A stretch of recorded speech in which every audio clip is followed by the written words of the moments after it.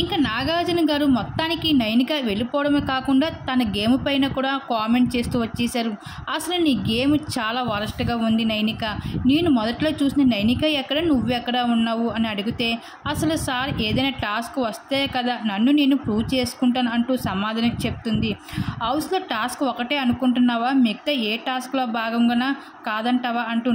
నాగార్జున గారు ఫైర్ అవుతూ వచ్చేసారు. ఇంకా పృథ్వీ నీ ఆట చాలా అద్భుతంగా ఆడావు అని పొగుడుతూనే ఇంకా మణికంఠ దగ్గరికి వచ్చి, ఇంక చాలు నీ యాక్టింగ్ అన్నీ ఆపేసి ఇక్కడ సింపతి ప్లే చేయడానికి వస్తున్నావా,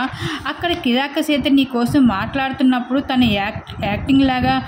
నిన్ను ఎక్తకారిస్తుంది అని చెప్తున్నావు కదా నామినేషన్లో అంటూ మణికంఠని అడిగేసరికి ఇంక కిరాక సీత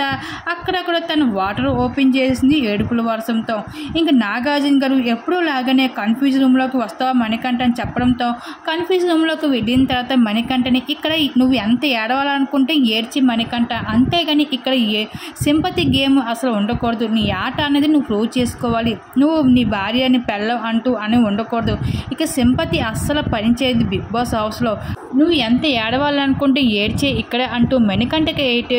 ఫైర్ అవుతూ రావడం జరిగింది నాగార్జున గారి వీకెండ్లో.